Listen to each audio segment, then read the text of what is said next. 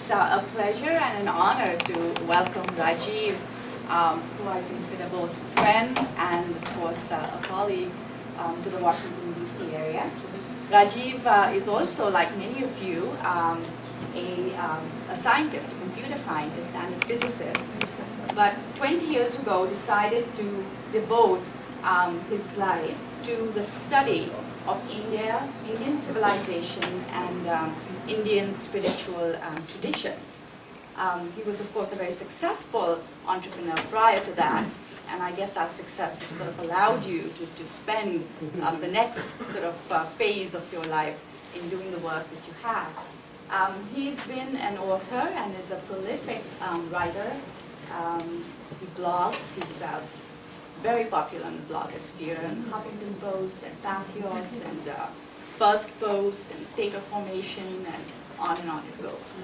So for those of you who haven't heard of him, you only have to Google his name to find out all about him.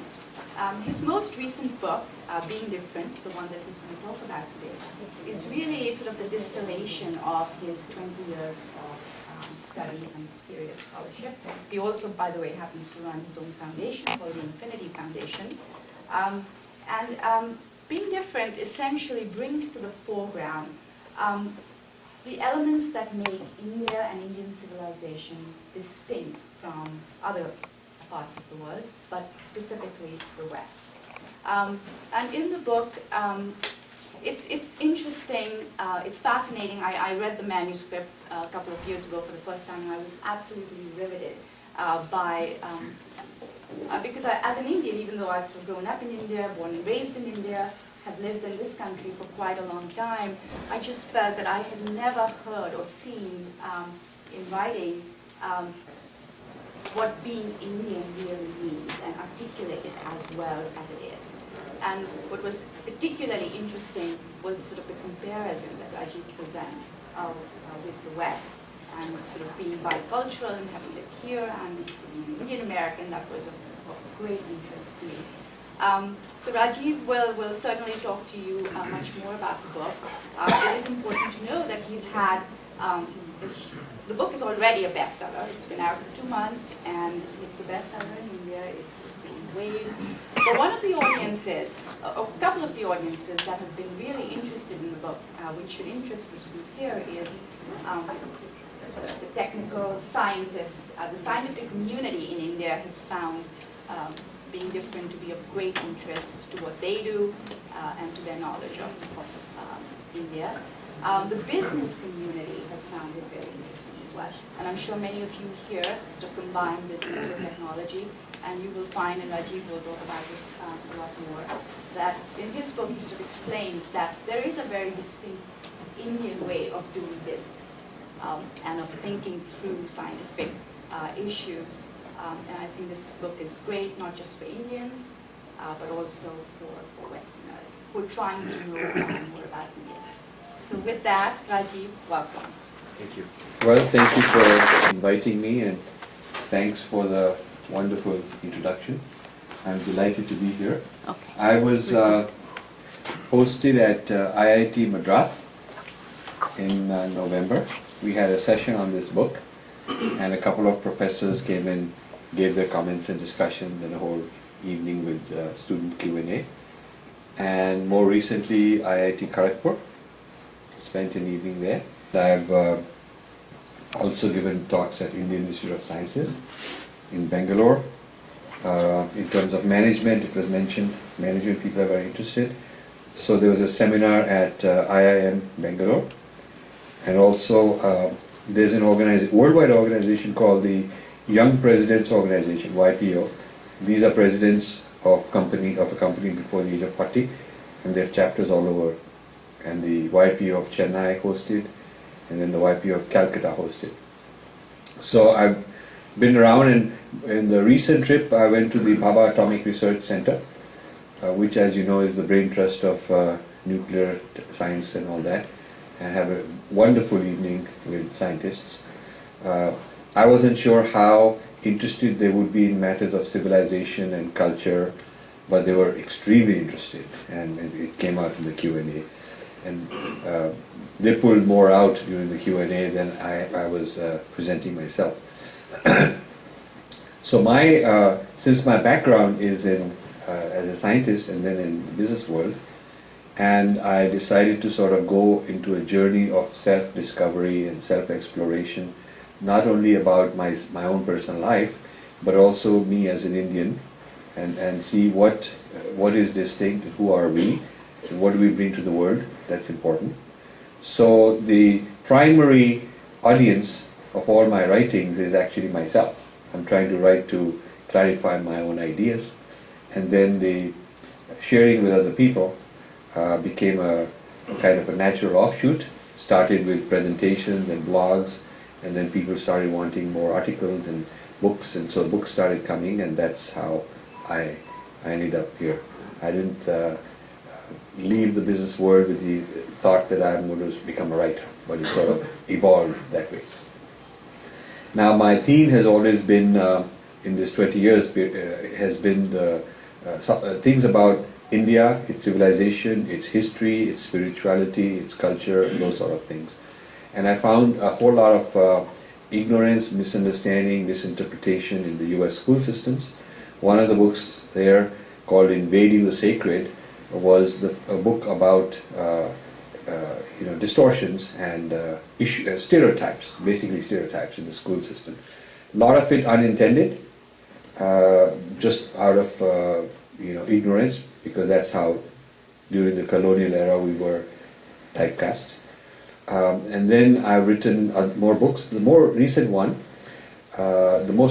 which is what I want to talk about, Being Different, is about the question, what is there about the Indian mind and the Indian tradition which is radically different from the Western worldview. Now there is a term I use called Western universalism, which means that the West's idea of history, philosophy, science, values, because of the West's power, became universal. So the education system, which spread into places like India, being Western influenced, people there started thinking that this is the universal gold standard. And so people in the former colonies like India evaluate their own culture against the West as the gold standard.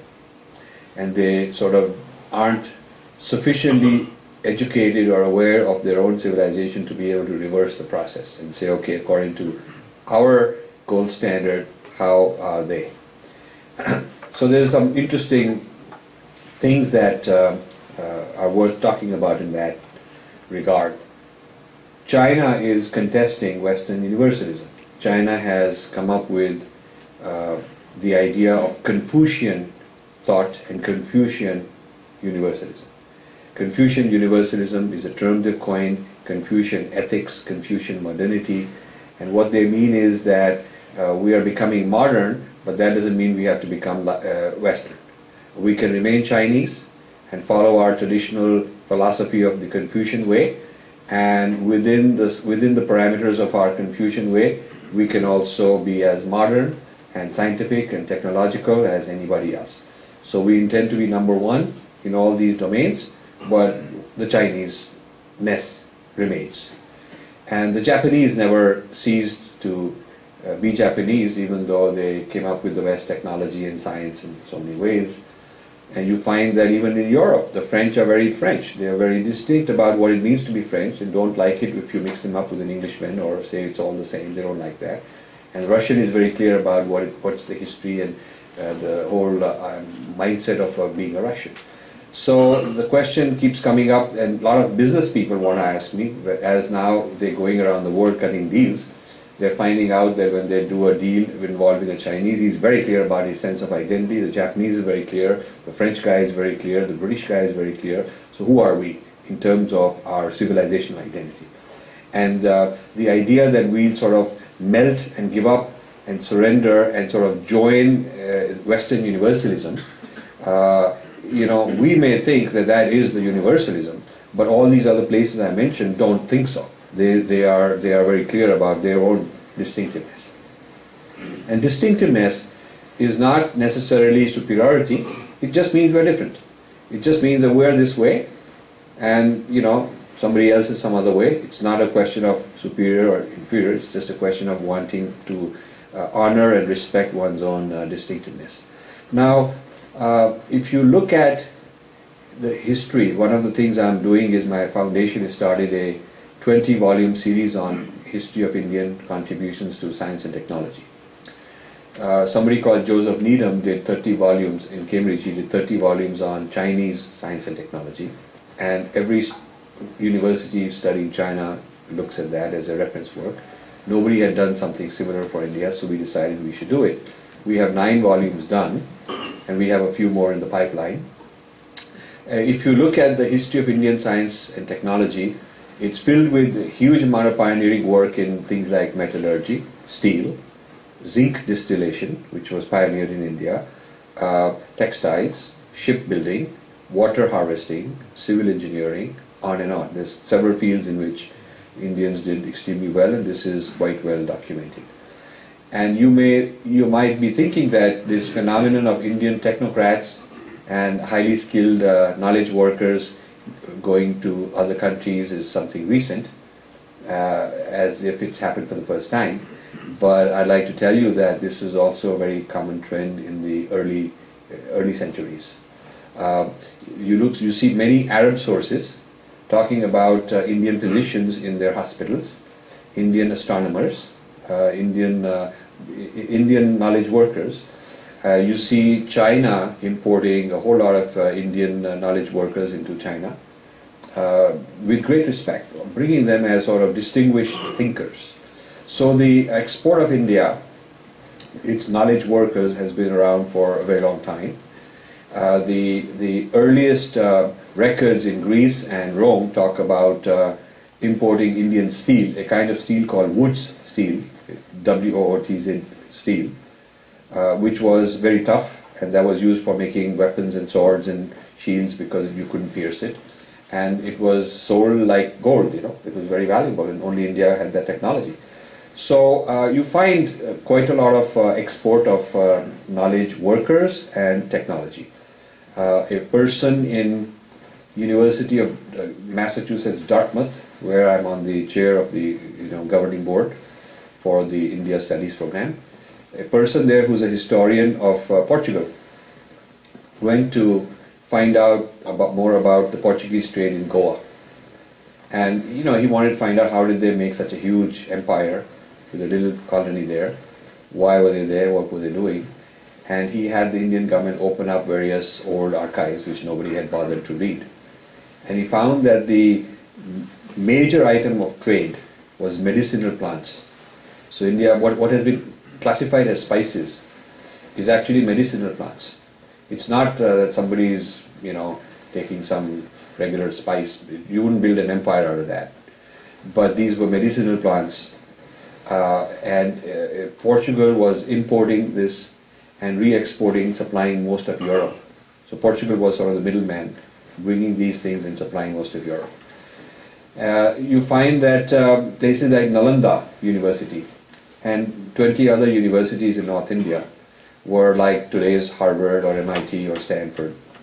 They were attracting the brightest of the brightest from all over Asia, not imposing or conquering or going there with an army to impose on them and put the Indian ideas on others, but actually people from other countries were soliciting this knowledge. The emperors in China were routinely sending the cream to places in India for higher knowledge. Southeast Asia, places like Cambodia, Thailand, Indonesia, Vietnam, were not only sending their smartest kids to learn, but also were endowing colleges and endowing programs in places like Nalanda because they were so appreciative of what they were getting in return. And though all the Nalanda University library was destroyed by invaders, the knowledge about Nalanda that we have today is reconstructed from foreign students' records. So you have Chinese foreign students who came and studied there for many years, and students from various countries, And when they went back in their own languages, they have written diaries which got published, which have been preserved. So so there's a multi-volume series on Nalanda, what was its curriculum, what was life like, who were the faculty, and that is reconstructed from foreign students' accounts. So this shows that India as a knowledge economy, which is a buzzword nowadays, knowledge economy, is not necessarily something very recent. It has been there for a while. And you find that the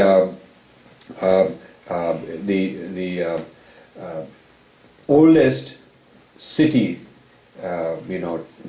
known cities, or complex of cities, the Harappan, Indus Valley, Saraswati civilization, Harappa, Mohenjo-daro, Dholavira is in Gujarat, is an amazing feat. And we've done a few volumes of that in our foundation and plan to do a few more. And the former Director General of the Archaeological Survey of India, who passed away a few years ago, he was the editorial board of the series. He's the person who actually discovered Dholavira, which is the world's oldest port. And when you look at the civilization, it has over 2,000 settlements, 2,000 towns and villages, some big, some small, spread over an area half the size of Europe. So it's a very large place. And from Afghanistan, Pakistan, India, Punjab, Rajasthan, Gujarat kind of place, right up to Delhi. And this civilization lasts over 2,000 years. So you have a huge civilization scattered, lasting a very long time. And you see the technology of tiles, you see the technology of weights. They have binary weights. The weights are the ratio of 1:2:4:8 and so on. So binary weights. The length, width, height of the tiles also binary ratio. And yet there is no evidence that this was centrally administered and centrally controlled. It's very decentralized because you have a whole lot of towns which seem self-contained. It is not like in other civilizations like Mesopotamia or Egypt, where you have one big emperor's big fortress where the emperor lived, and then everybody else is living in tents. It's not like that. There is no one big fortress, first of all. So there is no huge center with a lot of power or a lot of wealth. It's all decentralized, one bedroom, two bedroom flats, like a middle class, like a very egalitarian middle class. So we keep hearing about our society being very hierarchical forever. But the physical evidence of archaeology from the Harappan civilization doesn't show that to be the case. When it happened, why it happened, we don't know. But certainly at that time, it seemed to be a very flat society with a whole lot of people more or less equal, with running water, drainage systems. Very interesting. So we are doing this kind of work to understand our civilization better. This also refutes a myth that Indians are mystical and otherworldly, and they neglect this world, and they're not materialistic, and they're all spiritual, and they're not interested in material welfare, because you don't find that. You find the medicine improving over time, the medicine practice. You find steel manufacturing improving over time. You find the cities becoming more sophisticated over time. So you find that the idea of advancement is definitely there, and the idea of looking after society's needs is definitely there. So while we have a great spiritual tradition also, it is not that there hasn't been a material civilization as well. So this is kind of interesting. And one of the reasons I wanted to embark on this very ambitious 20-volume project is to refute the claim that the Indian philosophy will require Westerners to come and rescue us and save us, because we will become kind of imbeciles and incapable of really helping ourselves in a material sense. If you look at his history until the colonial era, the history is quite prosperous in India in a material sense. The Cambridge history of world economics looks at all the civilizations and how they were doing at various points in time, and it says that until 1750 India was 24-25% of the world GDP, and China was about the same, a little higher. So more than 50% of the world GDP was India and China. And what is called the West which consists of Europe and United States, was less than 10% at that point in time. And 100 years later, the West became like 70-80% from less than 10. That's called the Industrial Revolution. And India went down to 3-4%. So there is a 100-year period of deindustrialization of India and the industrialization of Europe. It's a very interesting mathematical correlation. So while you read about the Industrial Revolution of England, it is always shown as some kind of a great event that they did it on their own, and they were somehow superior people and they figured out all of this. And the role of the colonies in supplying the wealth, in supplying the technology, in supplying sometimes the labor, and being the market for finished goods is seldom mentioned. But actually, if you look at the 1800s records, the British made very concerted efforts to ban steel production in India, to really go and persecute people who were textile manufacturers when these technologies were being relocated and ramped up in the British Industrial Revolution. So when people talk about India as a developing economy, I prefer the term redeveloping, because redeveloping shows that it already had some advancement, it already had some prosperity, and there was a decline, and now it's trying to have a renaissance, come back. So whereas development makes it look like it was all sort of dark and primitive and tribal and backward, and now West is coming to civilize. So I think that linear theory of history, which is a Hegelian idea, that everybody goes through the same stages that the West went through, and the non-West is sort of backward, they are where the West used to be, and they have to, in order to bring them up, they have to copy the West and become like the West. So, and the West is always going to be ahead of them. I mean, that is just not true. If you look at the facts, that's just not true. So, some of the scientific claims are quite impressive from the Indian tradition. And I'm not referring to things that can't be proven. In our series, we don't include things like a claim that there was flying saucers in the Mahabharata or something, Pushpak Viman. Because when somebody asks me, I had a big fight with orthodox thinkers who say, okay, why aren't you including, aircraft which are mentioned in the Mahabharata? I tell them that I need physical evidence. I mean, you need to show me a plane or a wheel or a wing, or you need to show a landing strip, or you need to show me something. Because a scientist wants empirical proof. Just because someone wrote it, it could have been fiction, could have been imagination, could have been a proposal which nobody implemented. I mean, there's so many architectural proposals that never get implemented. So maybe it was somebody's wild imagination. But whether they really existed or not, you can't prove until you can show evidence. Then in Mahabharata, there's also talk about, people say there's talk about nuclear bombs. So I always tell them that, and I told this to people in Bhabha Atomic Research, because they're all nuclear scientists. I said, if there was a nuclear bomb, there would be a radioactive crater. So somebody has to take me to a place with a Geiger counter and say there was a nuclear bomb because there's a radioactive crater. And no one has shown us that. So I can't believe that. So I'm a very skeptical, scientific mind. I don't accept things just because it is nostalgia or chauvinistic, or I don't believe in that kind of stuff. I'm a pretty hard-nosed scientific mind. And applying that standard, I find some amazing contributions that withstand scientific scrutiny. For example, there is a Sanskrit text where it says this particular formula gives you the velocity of light.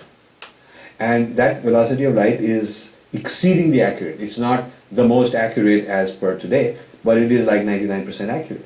Now, how would somebody have any idea about the velocity of light? There is no evidence that there was a measuring instrument at that time. There's no evidence, no claim that they measured it.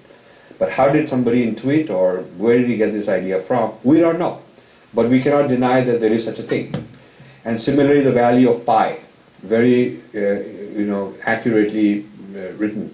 So a whole lot of these calculations, these theories are verifiable today, but we do not understand how someone figured this out. At least as of now, we don't understand.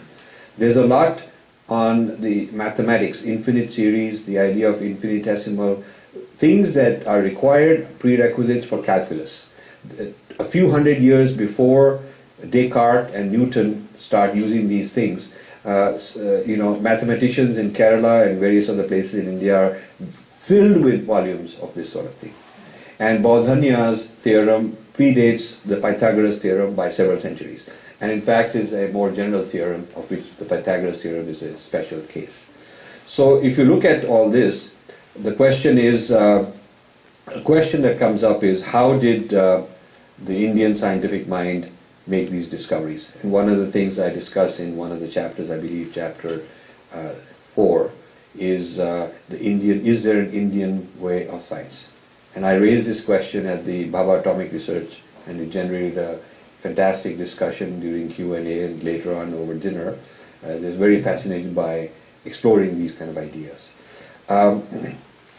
Then another area of Indian knowledge which is seldom appreciated, because the only knowledge given credit is sort of spiritual, mystical knowledge, which is of course very profound, but another area which is practical is the whole area of value for society. People are generally not, when they study the Indian traditions, they are not studying Natyashastra, which is the aesthetics, the theory of dance, the theory of arts, which is very sophisticated. Often people are not studying Kautilya, and the whole Arthashastra, which is several thousand years before, people like, the political scientists of the West, Machiavelli, a lot of people like Machiavelli, way before Europeans. Political thought, very practical thought. Theories of ethics, theories of statecraft and governance. The caring for elderly in the ashrama system, very deeply rooted ideas on looking after the elderly, your responsibility towards the elderly in society, your responsibility towards animals.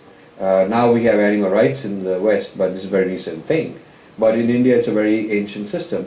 And your responsibility towards Mother Nature. We have ecology and environmentalism, more so from a selfish point of view, because like if we dump pollutants into the water, the fish will go bad, it's bad for our economy, or if we pollute the atmosphere, it'll be bad for our health. It's not as if nature has her own rights, it's more like for our selfish needs, we better look after our asset. Nature is our asset, our property, and it's not that we are respecting nature as herself, we are really respecting it as our property, looking after for our own purpose. But in our traditions, nature has rights. Nature has rights, nature is a living entity, and you have an obligation of duties towards preserving and looking after nature. So the ethics are not only about myself, also about family, what in the West is called family values, also particular duties towards the elderly, towards society, towards animals, towards the whole cosmos. This is very interesting, this kind of a thing. And some of these ideas from India entered the West in the 1960s, when there were hippies and there was the New Age movement, and a lot of people going to India for answers.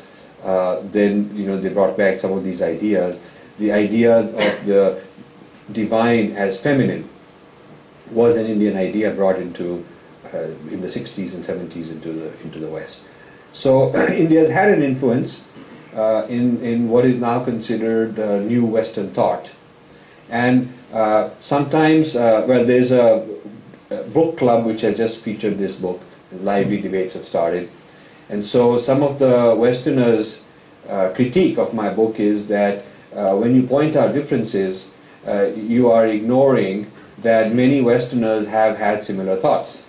And then they name Whitehead, and they name Thea Deschamps, and I point out that every one of them actually studied India.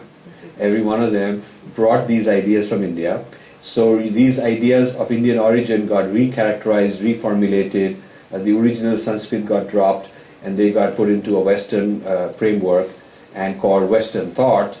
And so now you're using the Indian thought, Westernized, as your argument against me.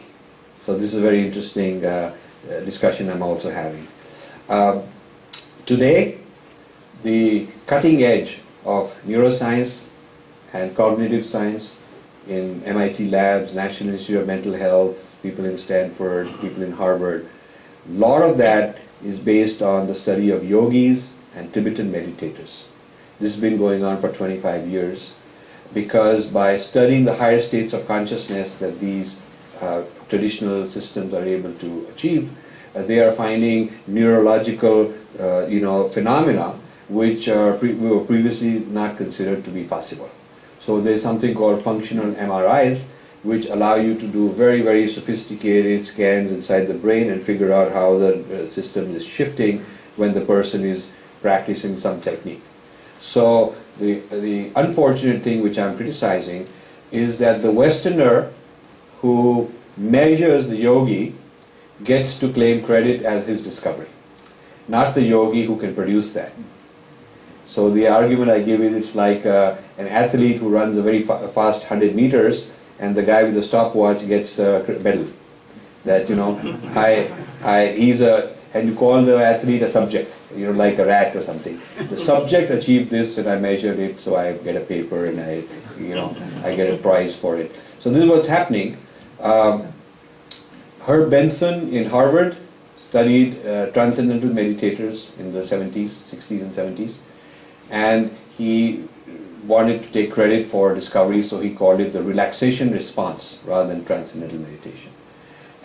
All the people who were studying were transcendental meditators. And he knows that, everybody knows that. And so he came up with a huge empire at Harvard, big grants he got, and he's celebrated as sort of the founding discoverer of this phenomenon. Yeah? And then Vipassana meditation, which many of you might know about, has been trademarked mindfulness meditation by John Kabat-Zinn. So in Massachusetts Hospital and in the US Department of Health and all that, FDA, all these kind of guys, they are looking at the scientific claims, the scientific benefits, medical benefits of John Kabat-Zinn's mindfulness meditation. So some Indian doctors of mine, friends of mine, one day at a party was saying, I've learned this great mindfulness meditation and I can apply it in my practice and I can solve this problem, that problem. And I said, this is an Indian thing. It's called Vipassana. And the guy is having a fight with me because I'm sort of bringing down the greatness of what he's learned by telling him that this is your grandfather's tradition. And he's rejected all that. He's rejected his ancestry. And he's now learning this from Westerners, and with some nice jargon and some nice new technology, techniques and all that. So, but it's the same principle, and this has now become fashionable. There is an old technique called Yoga Nidra. Yoga Nidra is a state of consciousness where your body is sleeping, but you're alert. So you are awake, very tranquil, there's no thought, very peaceful. It's like very silent witness, very calm, no activity, but witness, awake. And you're observing, you're even observing your breathing, you can be observing your snoring. Yeah, it's a very amazing kind of a thing that you can get into. And there's a Stephen LaBerge in Stanford who studied this for many years, and he called it lucid dreaming. And he trademarked lucid dreaming and set up many institutes in different parts of the world to do R&D on lucid dreaming. So he's become a very big shot, gets a lot of grants, and he's considered a pioneer. And when he was giving a talk in the 90s about all this, after the talk I went to ask him that, this is an Indian thing. This is Yoga Nidra. So he was very nervous. He said, of course, and he started telling me how he knows this Swami and that place, and he lived in India about 20 years, and he learned it here and there. So I said, why don't you tell that to the audience? And he says, because then I'll never get a grant, it'll be considered some quackery, it'll be, nobody will give me a grant, it will not be considered science, it'll be, so I have to, you should be grateful, I'm doing you a favor because I'm giving the Western stamp of approval, as if we are getting a benefit if somebody takes our things and puts a stamp of their certificate on it. So we have to be grateful for that. So those are some of the episodes I just gave you, which led me into this path of trying to understand and recover and rediscover. So the purpose of this is severalfold. First benefit is that if you can reconnect what the West has found useful and validated in modern scientific terms, if you can reconnect the Indian traditional origin of this, then you can go back to that origin and see what else is there which they did not discover. Because, you know, when somebody comes to your house and takes your art and puts his name on it and hangs it somewhere, maybe there's more art, maybe there's more value, maybe he didn't discover everything. And indeed it is the case that they have a kind of a surface knowledge of something, very useful, and they've gone running to the bank and claiming credit that they've discovered something. But if you go back to that tradition and revive it, there is, you know, 100 times more left to be discovered. So that's one advantage. Second advantage is self-alienated Indians with an inferiority complex. The way you can turn it around is to say that, look, these are all kinds of things that others are appreciating, others are getting value, why are you rejecting this? So this is kind of like reverse psychology, and it works on some people.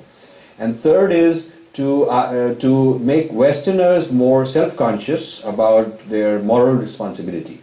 And I call it, when you harvest the fruit from a tree, you must nurture the roots. You harvest the fruits, you must feed the roots, because you got something out of that tree, you must give something back for the next year's harvest. If you keep harvesting the fruit and don't nurture the roots, let the roots atrophy, the roots will die, and it'll be myopic. Now, one of the things that I've been asked to do by some people in India is a number of people in India are interested in taking these traditional Indian knowledge ideas and finding applications for solving today's problems. So, for instance, water is a very serious problem, and I'm glad that the program called Wheels starts with W, which is water. I saw a satellite picture in India where there's a certain camera that can tell you moisture so many feet below the ground. So ponds, artificial water wells and ponds and lakes that had been dug up traditionally, which have been covered up with dirt and which have been used as dumping grounds and, you know, become abused, can be detected by satellite. And there's over 1 million man-made water bodies in India that the satellite images can tell you. I saw one in a detailed map in Tamil Nadu, where what they showed was there's a river, and that river floods. There's 100 hours in the whole year when 90% of the rainfall comes in 100 hours. This is what they discovered. If you do a distribution of rainfall hourly, then if you pick the heaviest rain hours, top 100, which is like 4 days, gives you 90% of the rainfall. This is like high concentration of rainfall. So naturally, there's a flood, and all this water goes waste, and rest of the year there's not enough water. So what these people had done traditionally is when the river would overflow, they had along the river several man-made lakes. And then when these lakes would overflow, they had a second row of lakes. And when the second row of lakes would overflow, they had a third row of lakes. So they have as many as 10 rows of lakes. So each, upon overflowing, there's a little canal, little trench that feeds over to the next level and the next level and the next level. Very, very interesting. And then these fill up, and even till the next year, you've got enough water around for storage purposes. So that's an example of a technology. We're also looking at sustainability. You know, the GDP growth rate based on very intensive use of raw material, energy, very intensive use of fossil fuels, and very intensive use of other raw material is not sustainable. We have 7 billion people on the planet. They are now thinking it will not level off at 12 or something. They thought it would. It may go up to 15 by the end of this century. So where will the raw material, the energy, the capital, the land for growing food, where will that come from with such a high density of population all over the world? I mean, this is a question for a new kind of approach to science and technology. We cannot just go on imagining that everybody becomes like an American. If 300, 400 million Americans have a certain density of automobiles, per 100 people there's a certain density of automobiles. If 1.2 billion people in India want to achieve the same density of automobiles in 1/3 the amount of land, the density of automobiles will be such that India will become a parking lot. The whole India will be like a big parking lot. I mean, even 20 lanes, 40 lanes roads will not be enough because the sheer population is too much. So obviously, the wrong strategy is to mimic the United States, because India does not have the same situation and must, come up with very different priorities on how you give a good lifestyle. So there is a role for Indian ways of thinking and Indian traditions in order to figure out what's a more balanced and sensible, sustainable, achievable thing. Because if every Indian is craving to become like an American, is measuring with the American as the gold standard, you will have a lot of frustrated people, you will have a lot of disillusioned people, you'll have a lot of haves and have-nots defined based on who's how American, who's how less American. And that criteria and that yardstick will tear society apart, will be violence and all kinds of social unrest. So what you need is something that is achievable on a very large scale, scalable. The American model of prosperity and modernity is not scalable on the world scale. You cannot have the whole world of 15 billion people in the future all living the kind of per capita consumption of paper. We have such a high per capita consumption of so many things in this country. It's just not possible. So there are needs for alternative models and alternative ways of thinking. And I'll close by introducing one more concept which is in this book, and that is the concept called digestion. I introduced the idea of digestion of one civilization into another. It's like a predator, like a tiger eats a deer, and then the deer vanishes. There's no more deer left because the tiger breaks down the deer's DNA into little parts, and then all that is reassembled, all that is used as raw material, and in the tiger's body it's reassembled into tiger's DNA. And so the tiger has skin and blood and flesh and whatever, all with tiger DNA in it. There's no more deer DNA left.